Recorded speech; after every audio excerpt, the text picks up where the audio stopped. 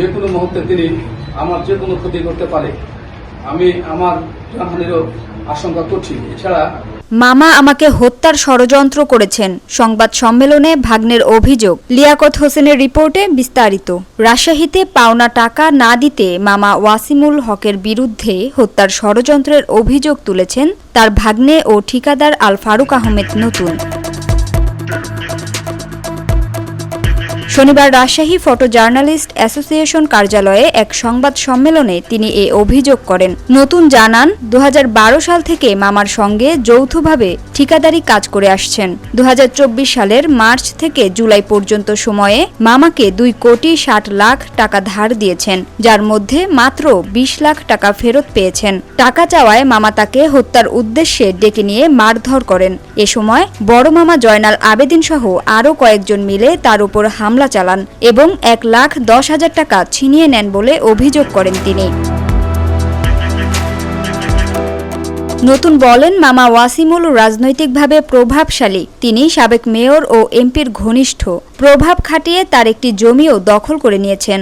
অভিযোগের বিষয়ে জানতে চাইলে ওয়াসিমুল হক বলেন, নতুনের অভিযোগ সম্পূর্ণ মিথ্যা, বরং সেই ভয়ভীতি দেখিয়ে আমার কাছ থেকে টাকা আদায় করেছে। এ বিষয়ে আমি থানায় অভিযোগ করেছি। এই যে আমার মামা ওয়াসিমুল হক রাজশাহী সিটি কর্পোরেশনের পলাতক মেয়র তারিকুজ্জামান লিটন, পলাতক এমপি আইনউদ্দিনের অতি ঘনিষ্ঠ বিভিন্ন প্রোগ্রামে অর্থদাতা অর্থাৎ ডোনার ছিলেন।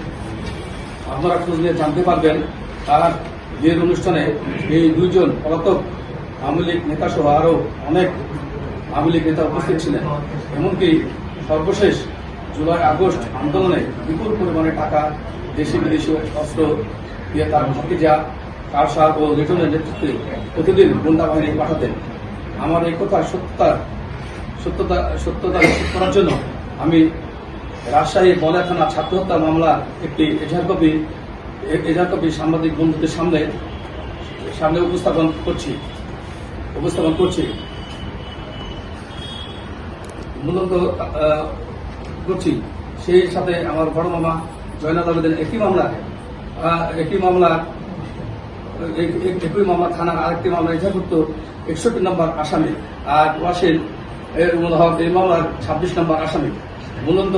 মূলত তাদের সীমাহীন অত্যাচারে সাধারণ জনগণ ও বিএনপি ও জামাতের নেতাকর্মীরা অতিষ্ঠ ছিল। তো আপনারা সরজমিনে তাদের ব্যাপারে খোঁজখবর নিয়ে জানতে পারবেন। আরও প্রকাশ থাকে যে তাদের আপন ভাগ্নে হওয়ার কারণে আমার নামে যুবলীগের ট্যাগ ব্যবহার করে। আমি যদি যুবলীগের কে হতাম তাহলে আমার নামে অবশ্যই মামলা থাকতো। পুরোপুরি মিথ্যাচার করছেন তিনি। আমি কোনো টাকা পাবো না বলে তিনি দাবি করেছেন, অথচ আমি টাকা দিয়েছি, সেই ব্যাংক সিট আমার কাছে আছে। তিনি নিজেই রাজশাহী 3 আসনের সাবেক এমপি আইনউদ্দিনের অত্যন্ত ঘনিষ্ঠ ছিলেন। সে কারণে কোটি কোটি টাকার কাজ পেয়েছেন প্রভাব খাটিয়ে। এসব বিষয়ে আপনারা সরজমিনে অনুসন্ধান করলেই পাবেন। প্রিয় সাংবাদিক বিন্দু, আমি আমার মামার কারণে এখন নিজের নিরাপত্তা নিয়ে শঙ্কিত। যে কোনো মুহূর্তে তিনি আমার যে কোনো ক্ষতি করতে পারে। আমি আমার প্রাণহানিরও আশঙ্কা করছি। এছাড়া আমাকে মিথ্যা মামলায় ফাঁসানোর চেষ্টা করছে। আপনাদের জানিয়ে গেলাম, আমার যদি কোনো ক্ষতি হয় তাহলে তার জন্য দায়ী থাকবে আমার মামা ওয়াসিমুল হক ও জয়নাল আবেদিন। আমি পুলিশ প্রশাসনের দৃষ্টি আকর্ষণ করে বলছি, আমার প্রাণের নিরাপত্তা ও পাওনা টাকা উদ্ধার করতে আপনারা আমাকে সার্বিকভাবে সহযোগিতা প্রদান করবেন এবং আমাকে অন্যায়ভাবে তার চেম্বারে ডেকে নিয়ে মারধরের সুষ্ঠু তদন্ত বিচার দাবি করছি। এটাই আমার চাওয়া। Samia Sultana, GBC TV, Dhaka.